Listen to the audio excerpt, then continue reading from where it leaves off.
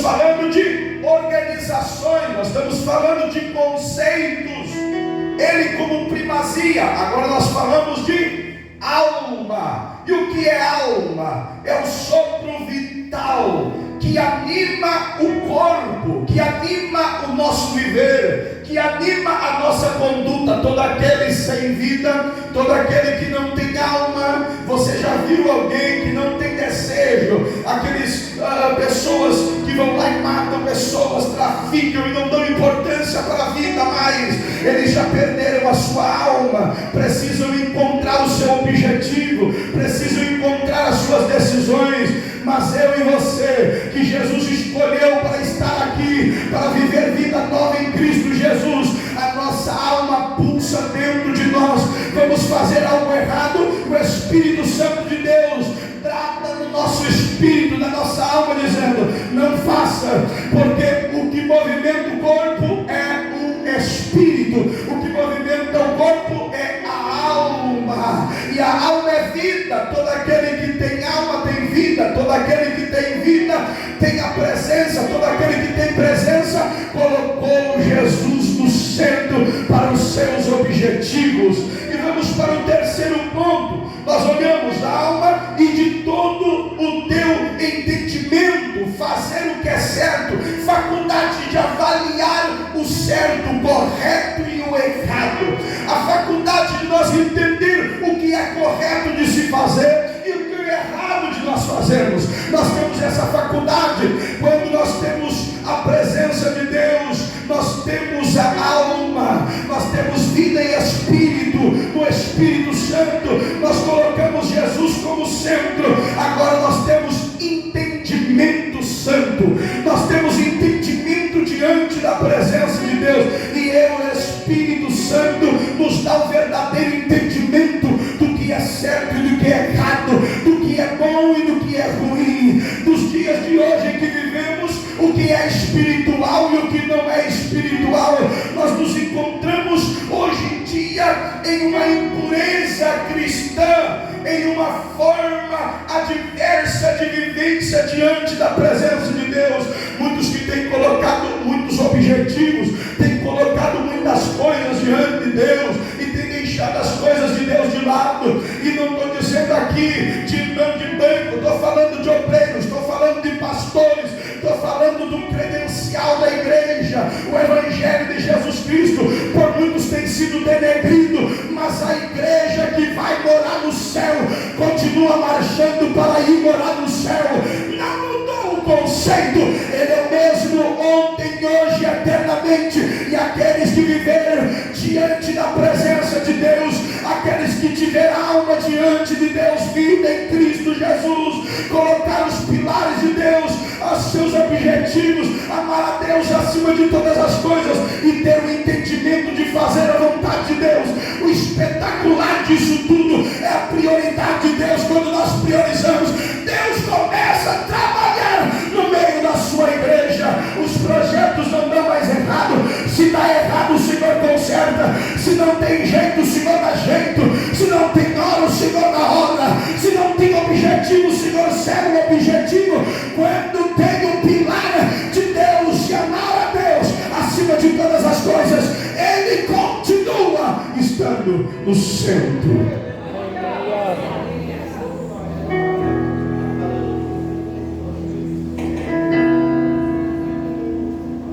A prioridade de Deus não é as pessoas querem ser curadas, e todos, mas a prioridade de Deus não é curar.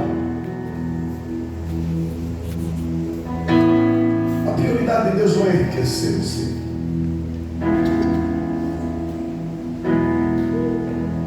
A prioridade de Deus não é te dar um carro novo, uma casa nova. A prioridade de Deus não é te tirar do leite de cama, do leite de morte. A prioridade de Deus não é fazer você ser grande nessa terra. A prioridade de Deus, quando você olha para alguém, não inveje. Não pense, mas Deus, eu sirvo a Deus. Eu falava isso com o Gessé quando eu passava muitas vezes lá na esquina da igreja lá do lado. Passava em bicicletinha. dificílimo da minha vida, com depressão, servindo a Deus, com depressão, uma bactéria que corroiu o meu estômago. Eu dizia para Deus: por que, Senhor?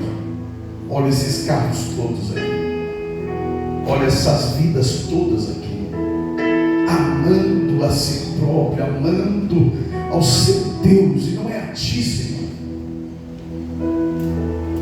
Mas eu entendi no decorrer da minha caminhada que o Senhor bradou no Gólgota, e há 700 anos e poucos Isaías teve uma visão. Antes de Jesus vir, o profeta messiânico Isaías, ele teve uma visão, e ele diz, e ele fala, e ele enfatiza, dizendo: o caminho que leva a paz estava sobre ele, e pelas suas pisaduras nós fomos sarados.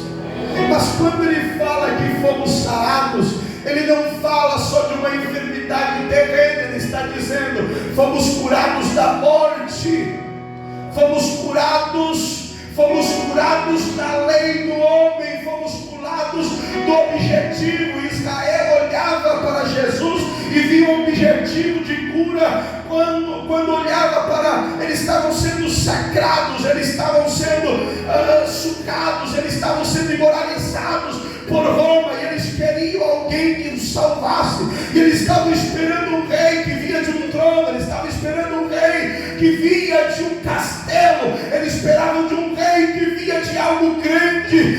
Mas quando eles vinha Jesus em cima de um dentinho.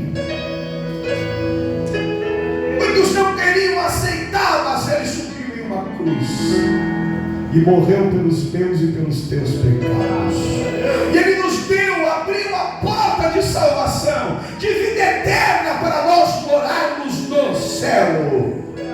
O objetivo de Deus é curar-nos do pecado. O objetivo de Deus é, se coloque em pé, irmãos. Meu Deus, passou, quero um avião.